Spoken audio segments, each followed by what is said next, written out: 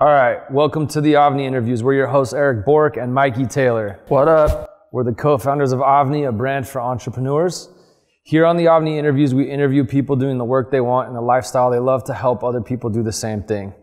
So I want to just kind of respond on the audio. We are in a new space. It's going to sound a little echoey. Bear with us. We'll be kind of getting it sounding a little more crisp over the next few episodes, but we have to install some stuff. So thanks for bearing with us. Have you been getting complaints? Yeah, some people commented on the last one. It's not bad. I actually just listened to Russell Brand and Tony Robbins, and theirs sounded just like this sounds. So it's not terrible. It's just there is a little bit of an echo. So we're going to get rid of that. Bear with us. And thanks for being with us. What we're going to do today is something a little bit different. I've had an idea that I've wanted Mikey to do for a while. And so I finally talked him into doing it.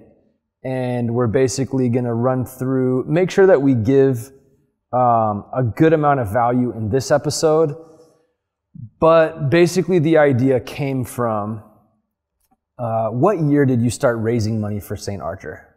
End of 2011, beginning of 2012. Okay, so at that time we were skateboarding. And Mikey was basically raising money. And we were always in the car, and I was listening to these conversations about all this stuff happening on such a high level. I learned so much during that time about how you raise money, about the process, about what goes into it. And so I wanted to create a group where people could learn about this inside information. We don't know what we're calling it yet. But I'm going to say, if you are interested in this, and this, you'll get value out of this episode, whether or not that's of interest to you. But let's call it, avnidigital.com/direct line is what I'm going to call it right now. That's not what it's called, but we haven't named it yet. So avnidigital.com/direct line. And the idea came from, I was getting all of this inside information from Mikey, just listening to what was going on. And I'm going to share some of what I learned, but I'm going to have Mikey share some inside stuff that he's learned from different people that he's interacted with, like Grant Cardone, like Randall Pitch, like Ben Ricciardi and Blake Ricciardi. So that's what we're going to do in this interview. So I'm going to start off by kind of just illustrating if anybody's ever raised money before, and I'm going to have you explain this just because I feel that it will come across better from you. The first thing I learned about when you raise money is that you're liable. Now, it's going to sound kind of simple, but you're liable for that money. And I've actually seen people raise money without a PPM, and it turned out very bad for them. So explain really quickly what a PPM is. PPM is a private placement memorandum, and it basically tells the investor everything that they're getting into by investing with you. So it breaks down what the investment is, what the risks are, how they're paid, how we're paid. It's basically the, I guess, Bible in a sense of the opportunity. Mm-hmm. And it protects us so that an investor can't say, I didn't know this. I didn't know what I was getting myself into. It basically spells it all out for them. So now in order to invest in most of the things you're doing, people need to be accredited, correct? They don't always have to be accredited. Well, with Commune now they do at the moment. Yeah, with Commune they have to be accredited. And really it's because I'm marketing it. Mm-hmm. If you're not marketing something, there's not as many regulations to it being accredited or non-accredited. But where they basically draw the line is if you're marketing it to people, then they think people can be taken advantage of because of marketing. Yep. So they put a line on where you should have a certain amount of knowledge in finances based on how much you make. Mm-hmm. And that qualifies you as accredited or non-accredited. That's just the SEC put it there for a reason. So to draft up a PPM, it's what, like 35 grand, something like that? Oh God, I can't remember the exact amount it cost us. We had just legal baked into one. Mm-hmm. I think gosh, I want to say it was like 25, but I think it can range on how in depth it needs to be. Okay. But God, I can't remember the exact amount. And what are the flip side to not having a PPM? I've seen it a few times. I've never done one without one. You won't do one without one, right? No, I won't. I know people who've done it also without one. Dude, it doesn't always have to go bad. It's just, to me, you're taking on exposure in case it doesn't work out. Yep. Right? Like if you start a company without a PPM and something doesn't go right, dude, I don't want to take on any more exposure to be sued than I need to. So I just won't do one without one. Yeah, so if someone were to But for an investor, like most times an investor won't say, do you have a PPM? I'm not investing without one. Usually it's like us who have the PPM. Yep. Okay, so let's just kind of run through a few different people and kind of just what, from having a relationship with them, what you've learned. Let's talk about Ben Ricciardi and building a personal brand. And I'll preface this one with the algorithm hit. And it's so funny because at the time people didn't even me, you were telling me cause you're in touch every single day with the size of audience you have. You're like, dude, the algorithm's it's hitting. But at that point, almost everybody just stopped growing, right? And so I saw you go into this, what do I do? You were also transitioning what you were doing, but I watched you battle this thing out. So Ben Ricciardi, for anybody who doesn't know, Ben times 10 on Instagram, he owns basically that agency and is day to day working with huge companies, creating content. You and Ben are always going back and forth. So what are some of the things battling growth on Instagram that you've learned working with Ben? So Ben is, he's really good with just a personal brand in total, right? Like with me, skating, we never focus on building a personal brand. We just wanted to put out our skate content and then grew a following, right? Yep. But there wasn't a lot that we really put into actually building a brand behind us, where Ben has. Right, he's built a personal brand. It was very similar to how you would build an actual brand. I just never thought of it that way. So it was just just from hanging out with him, it was look, what are you trying to communicate to your audience? What does your content do for them? How often do you post this compared to this? It was kind of just, I learned how to take all of these ideas that were floating all over the place and really consolidate and go, what am I trying to communicate? And then kind of I felt like my message just really got dialed in, which is one thing for him. The other thing, dude, he is in the trenches when it comes to strategies of growth. Yeah.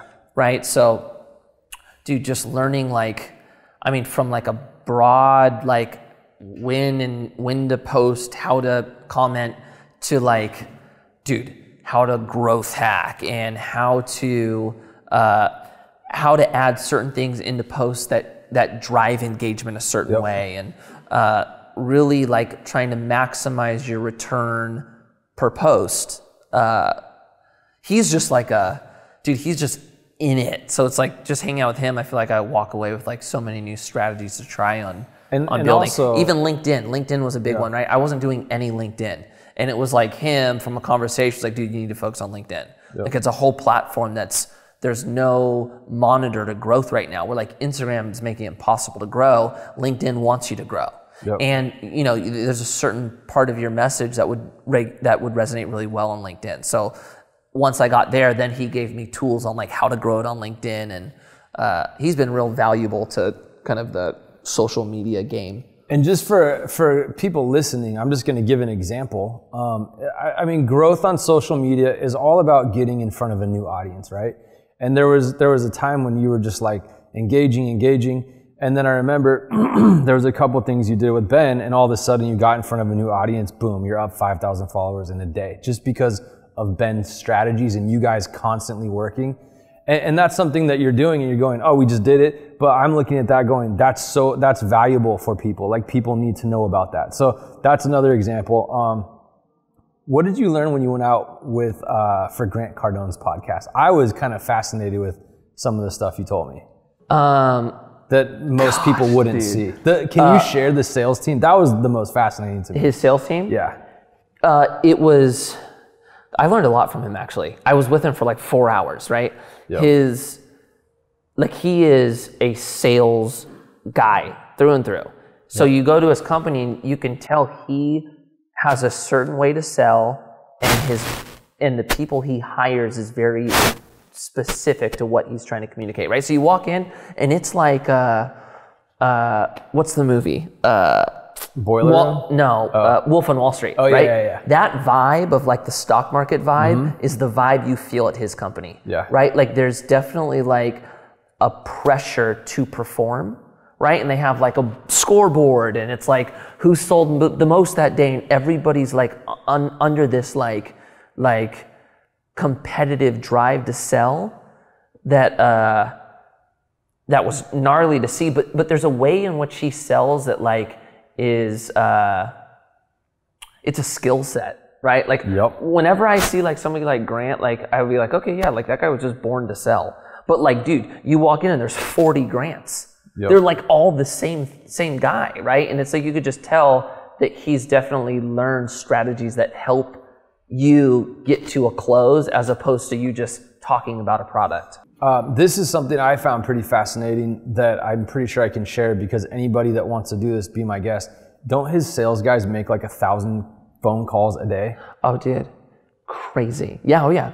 Oh, they're dark calling all day long. Straight up crazy. I mean, I did cold calling. It's tough. It's cold calling. I call it dark calling. Cold calling. I mean, it is the most, you just have to be emotionally shut off and just not care if people scream at you, yell at you, hang up on you, and just keep going. Yeah. It's tough to do, and there's very few people who can do it. So hearing that he has a room of people that do that is fascinating. You know what was gnarly too? Like you see like a lot of these guys on social media, and like you can't tell like if they're like scamming people or if they like, it's hard to tell if they are who they are, right? Yep. Dude, when you walk in to see his operation, it's like, dude, it was legit.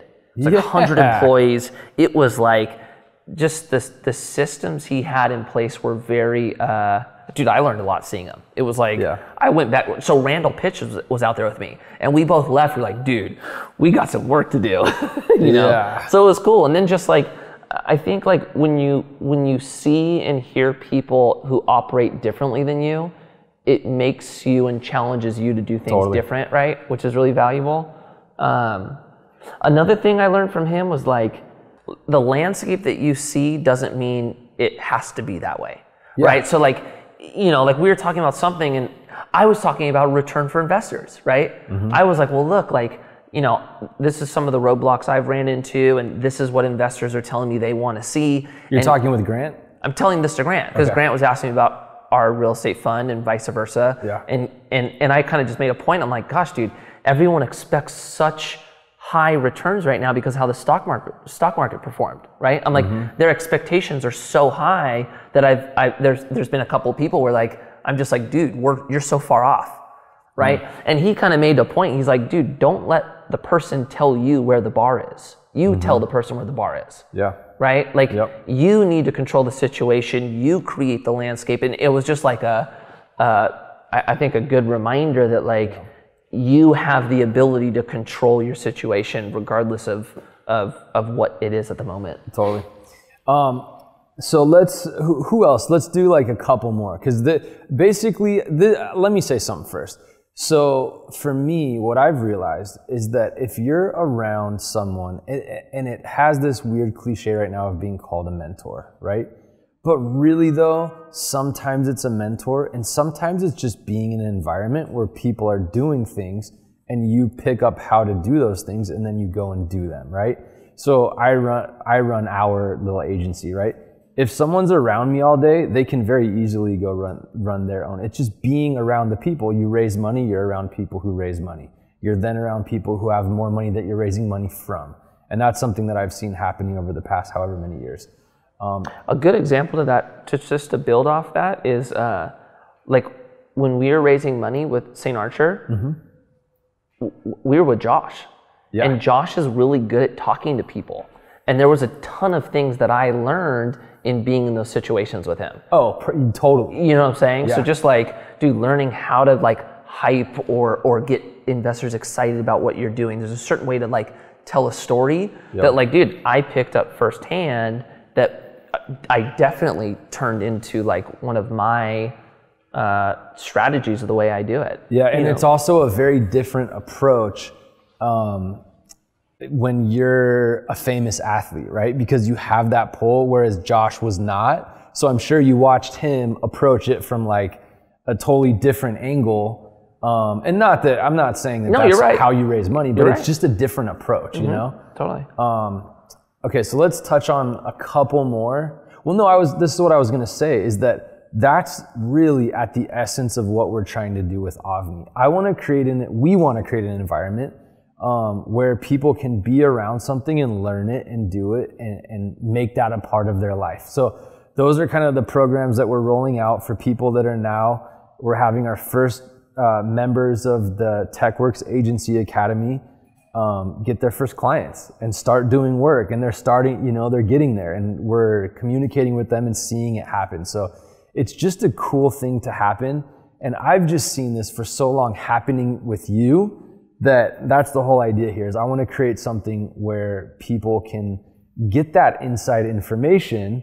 And sometimes it's just knowing about something. It's as simple as just knowing a resource to turn to that's the right fit for you. Well, yeah, dude. I mean, just think about it. There's like what would you do to like sit in a meeting with like Steve Jobs or Warren Buffett, or I mean, dude, you'd pay anything because you know the information would be invaluable, right? It's just like, I mean, dude, I followed the same thing with when I was skating a lot. It's like I always tried to surround myself with people that were better than me or doing things better, so that I was always like driven to be as good as them, or even seeing Paul do a switch tray flip down a set of stairs made it reality that like we could do it also. Well, dude, right? And let's talk about Paul for a second. I hadn't thought of this one before we talked about doing this, but Paul is a great example in the sense of he looked at it differently as far as having an agent. Remember when he got Cersei as his agent? That was totally different. No, like you were frowned upon in the skate culture back then if you had an agent. And do you know, where did he get that influence from? He just decided to have an agent? I can't remember. Dude, no, I can't remember. I mean, I think it just came from like he wanted to be the biggest and the best. And he probably right. So he probably was like, okay, how can I get bigger than this? How can I do these deals with Nike or Target? How can I maximize what I'm doing? And he probably felt like an agent was the way to get there. And to Paul, like, dude, Paul, I mean, Paul, he's a sweetheart, right? He's not somebody who's going to go into a meeting and drive value up for himself. He doesn't like talking about himself that way. That's right. True. So I'm sure Paul was like, look, I need somebody to go in there and speak for me. Yeah. We're like, Yeah, because he's always glad to do it. But yeah, no, I know. There was one time when I was his team manager where they were like, have Paul do this. Yeah. And it was so insane. Yeah. And so my job was to tell him to do this. And he was like, dude, I can't do it. Like, because he wanted to do it so bad. Yeah. But then you have that person. It's like, if you go up and talk to Lil Wayne, like there's usually someone right there, Totally. Okay, so that's kind of the essence of where we're going. And even today, I was sitting in the car listening to you talk commune. Mm-hmm. And dude, I'm gaining so much knowledge on how a fund is formed, on how money is distributed. And for me, the biggest shocker was when and this is all public, this is on your website. The biggest shocker to me, just to make, I'm like, what are you about to say? And just so the audience knows, when you're doing a capital company like Mikey's doing, you're regulated heavily by the government. And for example, Elon Musk, it was what, 419, and he thought it would be funny to say 420, and he got fined like $1 million for it. Like, they're so serious about it. And so basically, I'm only going to say things because Mikey's regulated on our podcast about what we say. And they're watching that carefully. His compliance person is watching very carefully because it can go back too. You have to be careful. So, I told you all my social medias are now monitored. Yep. Yeah. It's all monitored. Yeah. Was what shocked me the most was the valuation of storage units. Yeah. And the numbers are on your website of when it was built and then what it was valued for. It is insane. Like when I learned that, I was like, okay, this is how you make real money. Like crazy. It was like, I can't say the number, but if you go to communecapital.com, you can look at the storage units, the numbers, and it's something like, I'm saying it's not, but it's like 2 million to like 25 million, something like that. It's crazy. So those are the and I was sitting there today just listening going, I'm reading a book right now. I'm just listening to everything that's happening, and I wish I could say the numbers from today. I know I can't. Yeah, but you definitely can't. But it's just like, whoa, we're about to make money. Like this is good. So that's, to me, just, it's not so much having a mentor. I'm not necessarily down on having a mentor, but it's just getting in and knowing this is what people do on a regular basis and this is how they do it. Yeah, I think there's two parts to it, right? Like, I think for certain people, a mentor is really good. Yep. Right? There's certain people that need somebody to show them the way, right? And they feel confidence in somebody walking them through it, right? Yeah. There's other people that like are just going to go out and do it, right? So there's definitely a certain person for it. This is more like, you know, we always talk about you are who the 5 closest people who hang around you are, right? And surround yourself with great people. A lot of people, one, don't have great people around them, right? So there's like, their only option is like these 4 shitty people, right? So are you talking about us in the room? No, I'm just saying in general, right? Just kidding. I'm just in general. Kidding, so dude. One, a lot of people don't have a circle to build off of. 2, a lot of people don't have access to a Randall or a Grant or a Randy, right? Yep. So it's like... And Randy's Mikey's financial planner. Yeah, so I think it's like, this is just a good thing to like be able to see how these people operate on a level that you want to. So let's talk about that for a second. So Randy, let's talk about Randy. Randy was basically Mikey's financial planner as a teenager and now is his partner in Commune Capital. And I mean, so Randy every day is dealing with people who have a lot of money, how they make money, how they lose money, how they raise money, how they sell companies. He's dealing with this all day, every day. And you've been around Randy and probably talked to Randy on like a weekly basis for how, like, I don't know. Yeah, over a decade. More than 10 years. Yeah. So share some learnings from Randy. Like some inside learnings from Randy. I mean, dude, I've learned almost everything from him, if you think about it, right? Like, I didn't know what a PPM was. None of us did. Yep. None of us knew how to raise money. None of us knew how to do a business plan. I mean, dude, like, beyond that, I didn't even know what money was, right? Like, I had an example from my parents of, like, a conservative way to spend money, or I should say a conservative lifestyle. I had no idea what money meant. I had no idea how to grow money. I had zero clue. Yeah. Right? So like when you look at like how to like grow wealth, dude, I learned that from Randy. That wasn't from me. So talk about maybe some specifics. You don't say like a person's name. Okay, so to that point. Yeah. So I went into it thinking that you could save to becoming a millionaire, right? Like for whatever reason, I was wanting $1 million. I don't know why, but I feel like from our generation, that was the number of like, dude, you get here, you made it, right? So I was like, oh, let's get to $1 million. And I just thought you just saved to that, right? That is not how you get rich. You cannot save yourself to that, right? So what I learned really is not only how to make money, but how to leverage money and how to make money grow for itself without you working, right? And I would say beyond that, probably the most valuable lesson I ever learned from Randy was leveraging people, time, and money. That was probably the most valuable thing I ever learned from him, right? Because I was always under the impression that if you want to make money, you just need to like just do it all yourself. That is not how you make money, right? You need to learn, one, what's the most valuable, how valuable is your time, putting people in place to do certain things for you so you can do more, right? And really like looking at like where I'm spending my money and how I could put my money to use to grow it. It was like, once I started looking at it that way, like, I don't want to say it's building a team, right? Once I learned that like, dude, if I want to get to that place, I need to build a team under me to get there. changed everything for me. Yeah. So are there any, with Randy, are there any kind of specific moments throughout that 10 years, like that you remember, like something happened and then Randy pushed you in a certain direction? I could remember a direction that he was trying to push me into that I didn't take and lost a lot of money. Oh, really? Oh, yeah. What happened? Oh, dude, so I bought a house. Oh, right? Yeah. This in is 2007. No, I bought a house in 2005. Oh, was January it? 15th, January That's still 15th, not a good 2005, time to buy. Yeah, right? It wasn't a good time to buy. Get a shitty loan. He didn't recommend the loan. And I was just like, I want a house. Yeah. Right? So I get the house. I get it. So I go through this like 2-year period. I refi. And he goes, I want you to sell the house.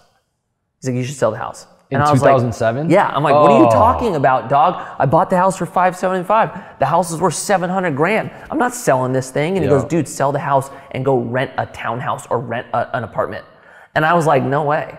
I'm like, are you kidding me? What am I gonna tell my friends? Like, it was on some stupid kid ego shit. Yeah. And I didn't listen. And then the next year, the market crashes. And dude, I've been in the house 15 years. And just now got back to where it was. Where it was before. Yeah, so it was like, that was one thing where I just should have listened to him, but I was just young and dumb. Yeah. Gosh, another one, he made a point to us when we were doing St. Archer, when we were starting it, that I didn't quite understand back then, that I absolutely do now. He was like, look, I just want you guys to know how you guys are going about this. You're going to have to do another company after this. That's so interesting. Right? Because now that makes so much sense. I don't think I would have understood. I didn't understand it. I didn't understand it at all. He's like, just remember, guys, like, this is going to be a great startup company and first company for you guys. Yeah. And I remember like going, almost like didn't even like hear it. I was like, bro, we're gonna make I don't know millions. what you're talking about, right? I don't know what you're talking about. Yeah. And really, I don't think any of us did back then. We didn't have the understanding or foresight to see basically what our equity breakdown was to take on the first capital, how much capital we were gonna need to grow it, and what that was gonna mean to our equity moving forward. Yeah. And so that when we ended up selling it, what he really meant is, you guys aren't walking away with 20 or 30 M's off this deal. Yeah. Right? So if this works, this is gonna be a great start to put you guys in a good spot, but you're gonna have to do something else afterward. Yeah. That's so Which like, I wish like, dude, to tell you the truth, I just didn't know back then, but I guess it was just like, dude, it was just the position we were in, you know? But so I don't know if it was just, there's so much knowledge that he had that I just didn't have back then. To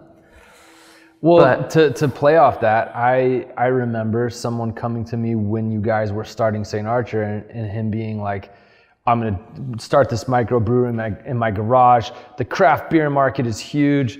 And I was like, okay. And then I was at the time listening to how you guys were doing it.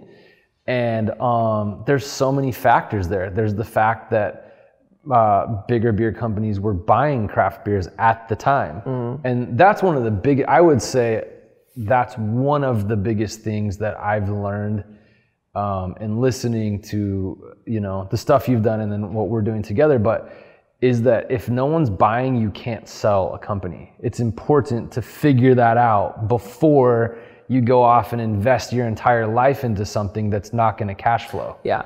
And you know what else has like really there's so many benefits to being his friend and business partner, but there's a lot I learned on the financial side in specific to my portfolio, how to maximize the amount of money, I should say, minimize the amount of money I'm paying in taxes without putting up a red flag to be audited, right?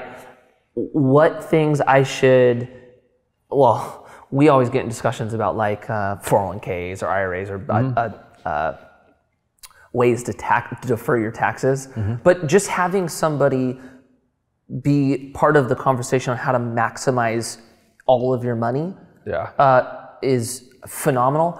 The thing that's good about him too is he's tracking stocks and bonds and what Fed's doing with interest rates and things that go hand in hand with what happens to the economy and real estate. Yeah. Right. So like having that conversation with him on what it's doing over here, and then to see how that could potentially affect real estate and how that changes our pattern if we're buying, holding, selling, is, gosh, so huge.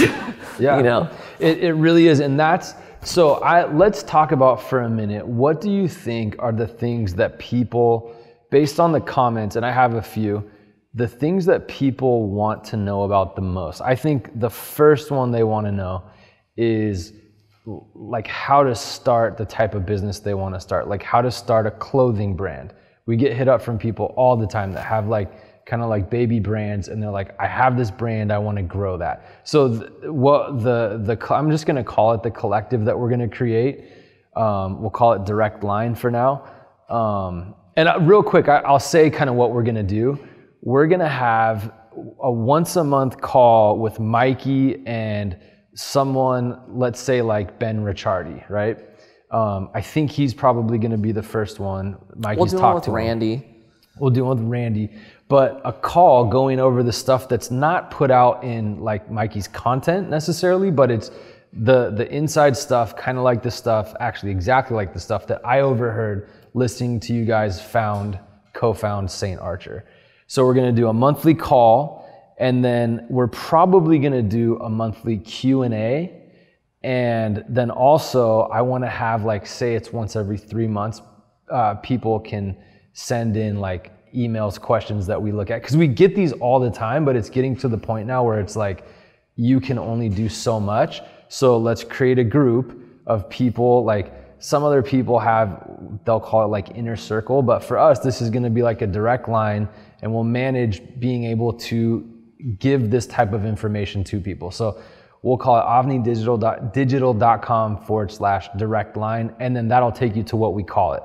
We like calling things cool things. We don't like the cliche names, like, I don't even want to make fun of anyone specifically, but they're just lame to us. So we're going to come up with a dope name that sounds cool, but that's what it is.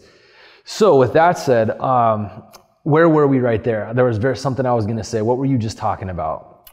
Randy, the economy, real estate. The economy. That's one of the big lessons, is that when you're getting into real estate, you're getting into real estate with partners who've been doing this for how long? 20 years? Yeah, for a long time. They've been doing it forever. So one of the first things you looked at was, and I'm not dogging on anyone doing residential right now, but residential is probably going to hit a correction really soon, whereas the bigger developments that you're doing are not immune, but they kind of weather the recessions a lot better, if that makes sense. When you have apartments and you own, multiple apartments, and this is.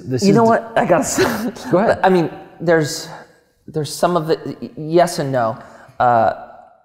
It depends on where you are, right? Like there's certain areas that are affected way more than others, right? Where like I don't know if Memphis is like feeling a recession. Like California in 2007, 8 or 8. Yeah, like SF or worst. Here, you see a huge drop, dude. Like I think there's a lot of places throughout the nation that don't feel their house drop. It just kind of cruises, right? Yeah. The thing about residential, because I don't want to beat up on residential too much, the thing that I don't like about residential truly is scaling it. Like there's a lot of people that do make good money in residential, right? So I don't want to be like the anti-residential guy, but it just always seemed like a logistical nightmare to go out and buy 100 to 200 homes where you could just go buy one apartment building. And it has 200 homes. Yeah, there's a little bit more control and valuation, yes. But dude, apartment buildings, nothing is recession proof, right? There's always something that could go wrong. Yeah. But yeah, I mean, I'm apartments. So kind of where I'm going, yeah, for sure, dude. And where I'm going with this is that having that guidance to get to what you're doing right now, like I really wish I could share this conversation that I just, listened to Mikey on the phone talking. And I was just sitting there absorbing so much knowledge. Yeah, are you kidding me? I wish I could talk about it too, man. It's exciting. I'd have investors coming in off this show. What I'm getting at is that's so what I think, and back to this is kind of where I realized we were off track, is talking about what people want to hear. Everybody wants to know how to make more money. That's number one, is how do you make more money? And I will straight up say, if I would have known how to start my own agency 4 years earlier, it would have saved so much pain. I just didn't know. I think people want to know how to make more money. And the other one too, and we talk about this, every so often, actually often, is like what type of company to start, right? So starting a skateboard company, starting an apparel company, what type of company should you start? Then once you're making money, how to invest that money. And that's where what you're doing is on such a high level, and there's so much knowledge from Randy that it's like, that is the knowledge that I think can change people's life, how to make more money and then how to invest that money. Yeah, and I think another part of that is how to manage it. Right? Like no one knows how to manage money. It's like everybody's in debt. Everybody's having a hard time getting out of debt. There's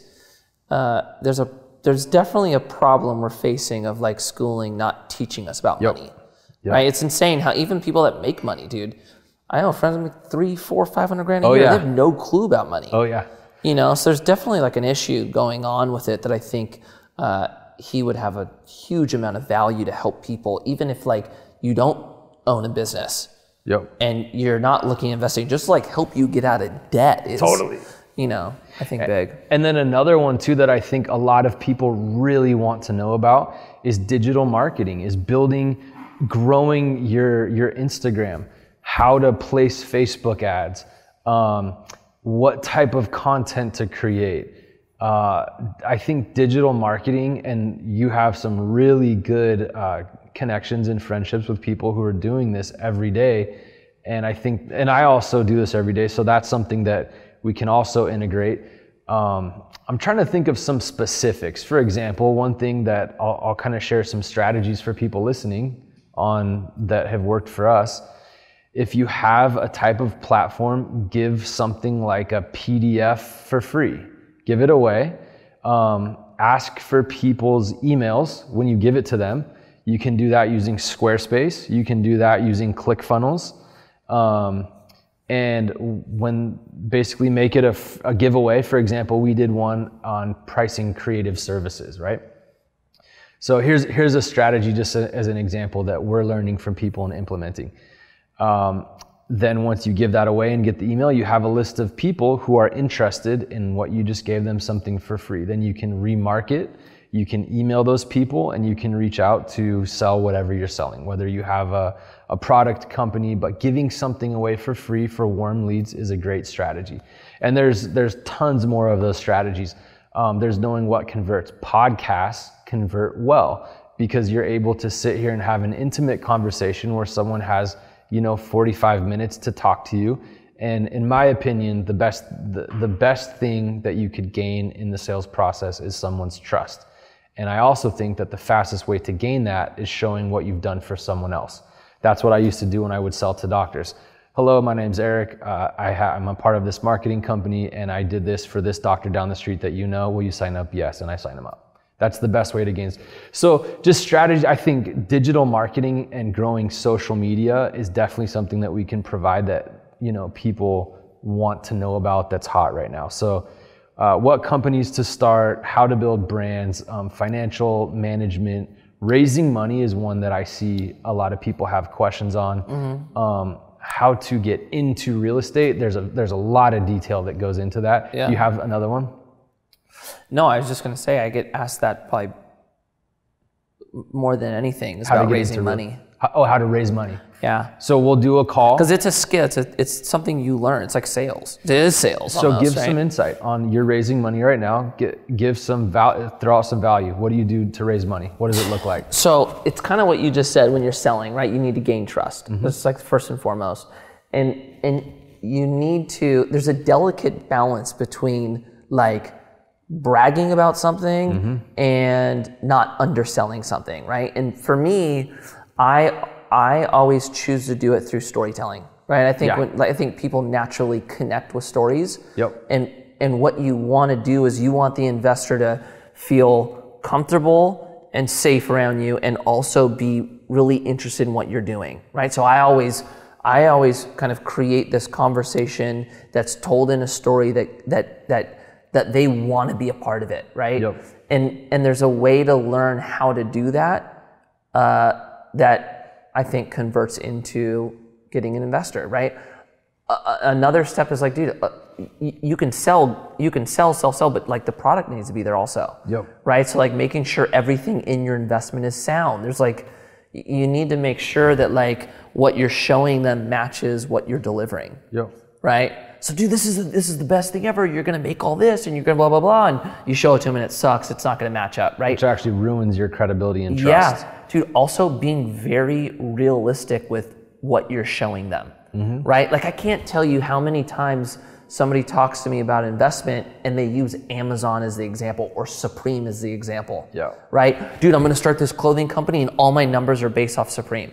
Dude, that is the worst thing you could show anyone, because Supreme is a unicorn, right? And no one can be Supreme. So why are you showing me numbers based on Supreme? And we used to see that a lot with tech companies. Yeah, you see a lot with that. It's like be very realistic with what you're showing them, and people will respect honesty over bullshit. Right? Don't say, dude, give me 25 grand. I'm gonna give you 50 million bucks. Like, I'm not saying that can't happen, but like, be real with what you're saying, right? I think authenticity wins every time. Totally. And to get down to a little bit into the mechanics of it, and this can be applied even though someone may not be raising money for a capital company, but you have a deck that you spent months on. You spent, well, I don't know, I wouldn't say months. You probably did it in a period of like... No, I spent a lot of time on that first deck, because remember, the first deck I did, and I didn't know how to use, I did it on InDesign, I didn't know how to use InDesign. So you learned how to use InDesign. Yeah, it took me a while to figure it out. You designed a deck. If anybody out there needs photos, unsplash.com, they're free. You set up meetings with the right people who have money to invest in what you're doing. Go ahead. Just reminded me, a big thing about raising money is, it's like networking, right? You're building relationships, and a lot of times don't just go straight in for like, let's call it the kill, right? Hey dude, I have here's an investment. Like, dude, take your time. Like, dude, how are you? How is everything? Check in on them. Hey dude, hit them up a week later. Hey, I was wondering if we could get together and get a coffee. Go get them coffee. Ask how they're doing. Let the conversation naturally go into it. You know, like for example, like don't just sit down and go, okay, dude, so I'm building this company, we're gonna change the world. Dude, ask them what's up with them, because naturally they're gonna ask what's up with you.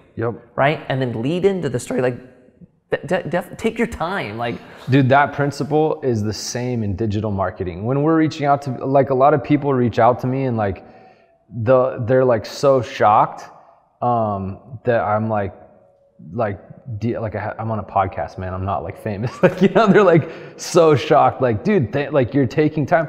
Like, I'm not gonna like go out and just try to like, hey, sign up for our program. It's like, we actually connect with people that are, you know, in our programs, and we're like friends with them. There's actually one of them in the room with us right now, Anthony, like our first student in TechWorks. Is like, you know, you may end up like buying from them, like you may end up selling them something, but that principle of like show genuine interest in their well-being, and like you build trust with people and you grow and you network out. So I guess also I was getting at the point of like, when you go out to place an ad, like it doesn't always have to be like a close on the first ad. This is a strategy in digital marketing, right? You give them a PDF for free, or you give them something for free, or you get their email and, you know, build a relationship from there. Same principle. So, okay, keep going. Sorry. Do you have more on raising money? I mean, I can talk about more.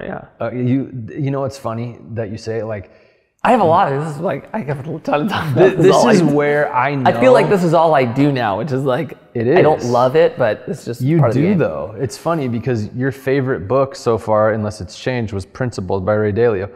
I was so bored by that book. Really? Oh, bored. Couldn't handle it. Oh, no way. And I don't think I finished it, but that's one of my favorite books I've ever read. I know. I think it's your favorite book, right? Yeah.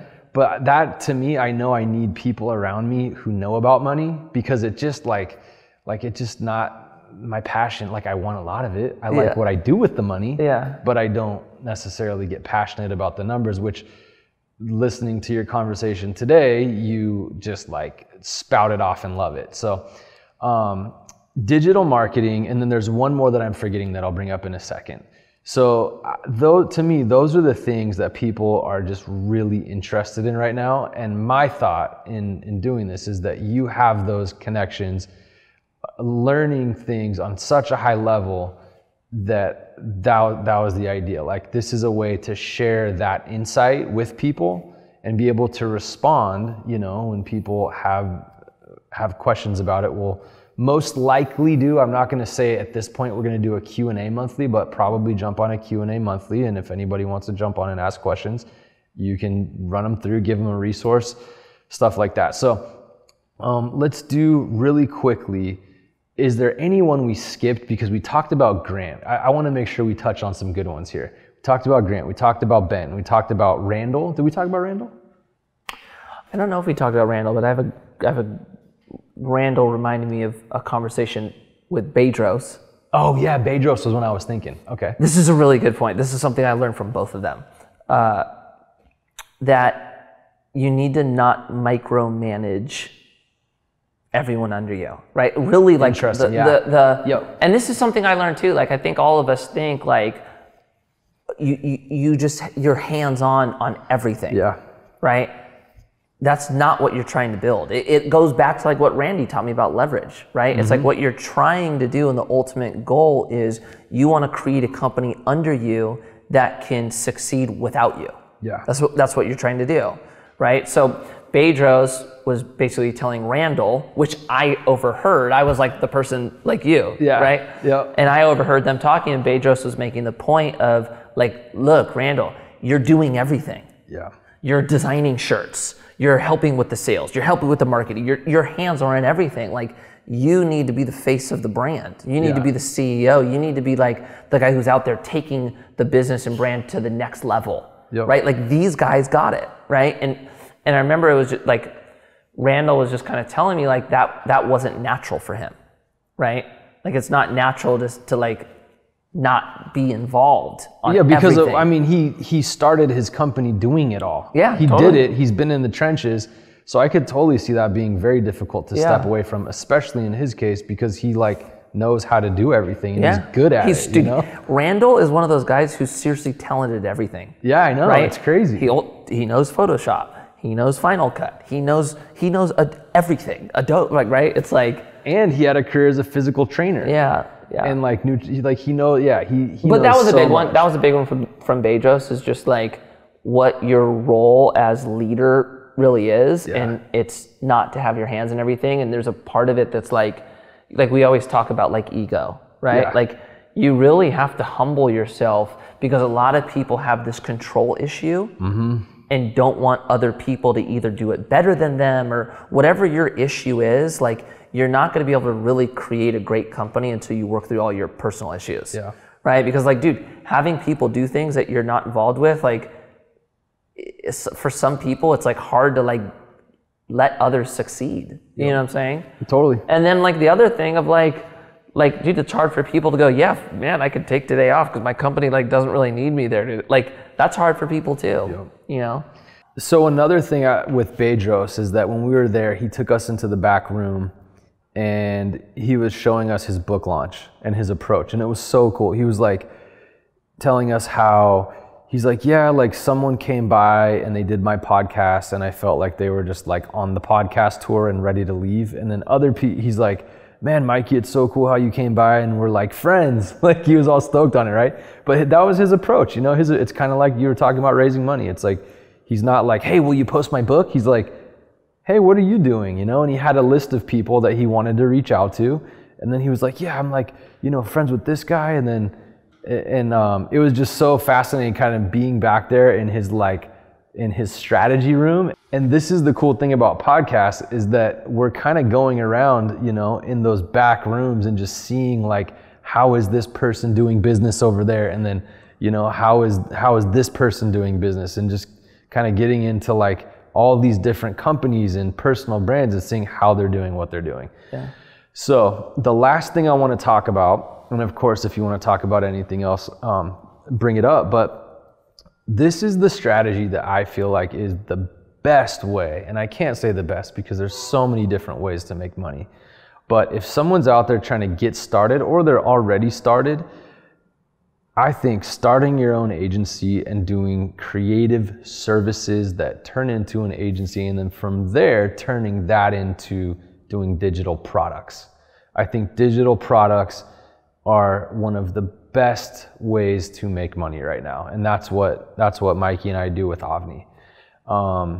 And we're gonna be rolling out something with digital products and how to do it. I think that is one of the best ways. But we've been researching this for, I think, I've wanted to do something like this, but as far as researching the ways to make money, we've been researching this for years now. It's one of the best ways to make money. It's one of the best ways. Yeah. We're getting dings, and every time I get a ding, it says you made money, and then I forward it to Mikey, and it's like all day we're getting these dings. And a lot of product company owners have the same thing because they have a Shopify account and they get like a ding. Well, yeah, the Shopify account of getting dings is amazing, right? Like we have that with Sovereign also. Yep. But what makes this so beautiful is like when we get dings about Sovereign, you see what you're selling, you know you're not making that money. Yeah, it's right? Like board for $50, you get like 20 of it. Well, there's just the cost of 15, goods. It's like it's just different, right? Yeah. And also, dude, managing inventory sucks. For right? sure. So it's like there's a beauty of this where you're not managing any inventory. Your cost of goods is very, very, very minimal. Yeah. It's like pure profit and it's residual. It's like, dude, it's amazing.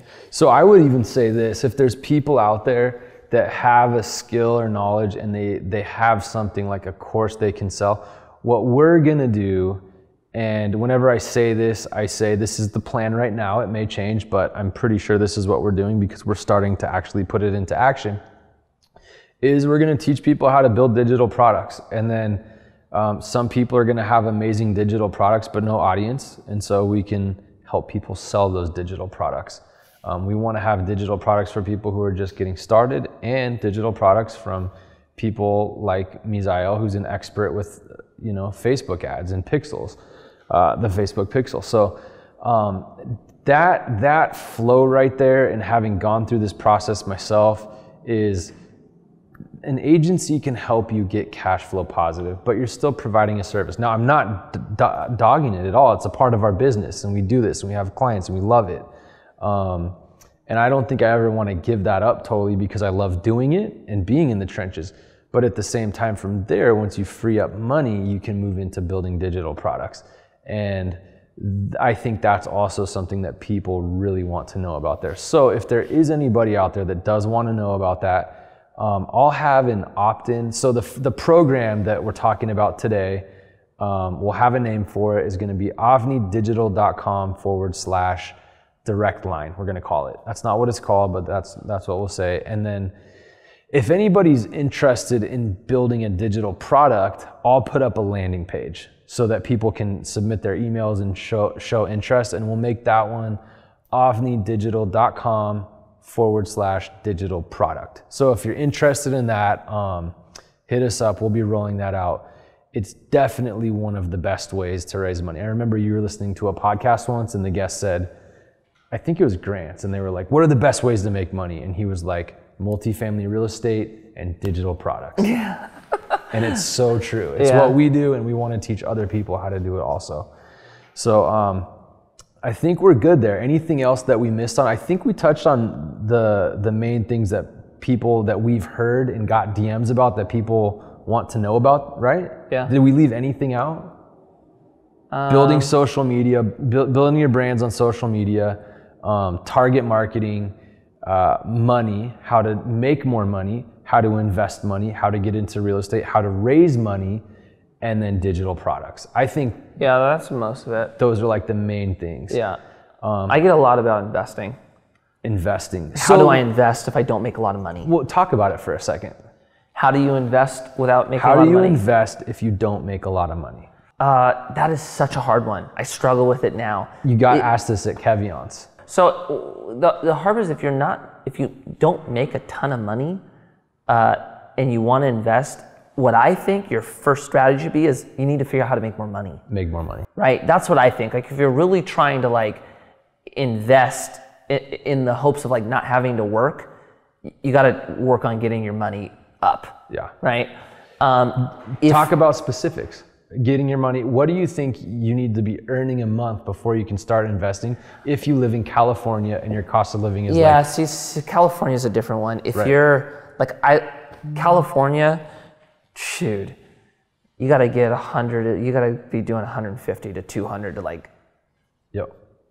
it's hard here, right? Anywhere else, dude, you don't need that much, right? It just depends what you're looking for, right? Like a lot of people go, hey, I want to invest in a real estate, but I make 40 grand a year, right? Well, what do you mean by investing in real estate? There's a lot of different ways of doing it. Do you mean just like passively investing into something? Yeah, I don't know if you quite have enough yet. Like, do you want to invest in real estate, meaning like you want to use your money to get let's say a flip? You want to flip a home? Do you want to syndicate a home? There's so many different ways to talk about it that like, I think first you need to educate yourself on what it really is you're trying to accomplish. But dude, what I think, like if you're barely scraping by, you either need to figure out how to make more money or how to like really, really lower your expenses. You know?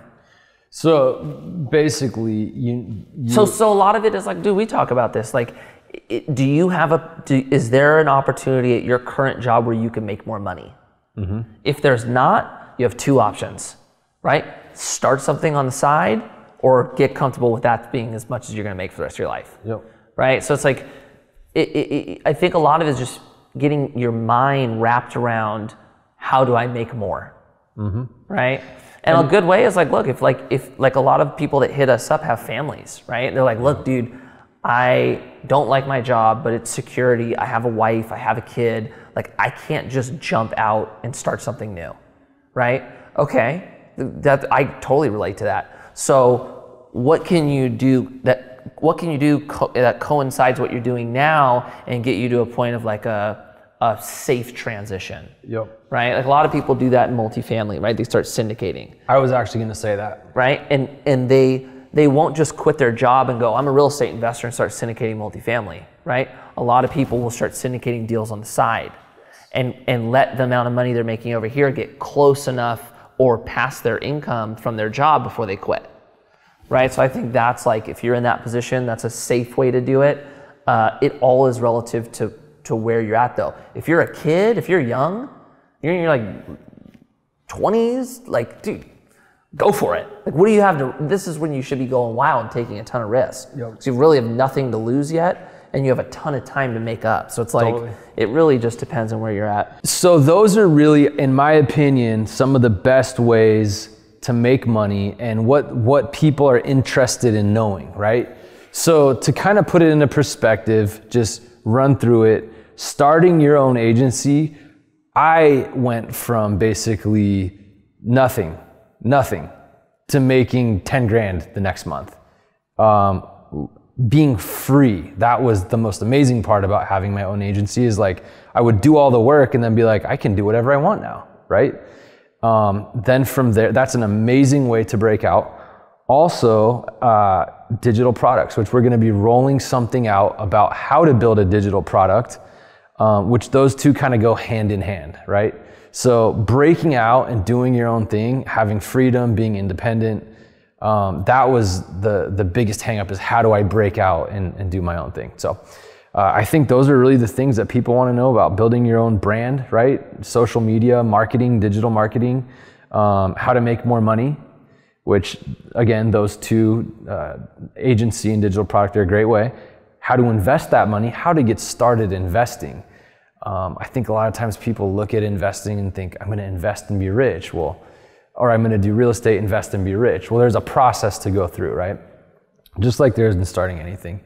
And then what to do once you do have money, how to grow more and more money. And that's where the connections that you have and that we have, especially the connections that you're talking to regularly, are so valuable.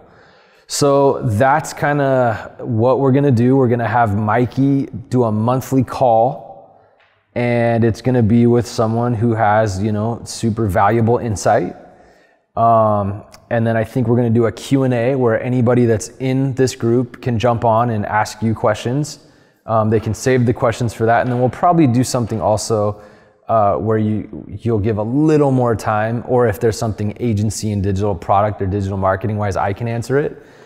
And they can reach out and have a little more closer connection. Like, we have really close connections with the people in our TechWorks Agency Academy, and also Mindshare Collective. We have the groups now closed, a tight-knit group of people. We had a bunch of signups, but you know, there's a bunch of people in there that we communicate with.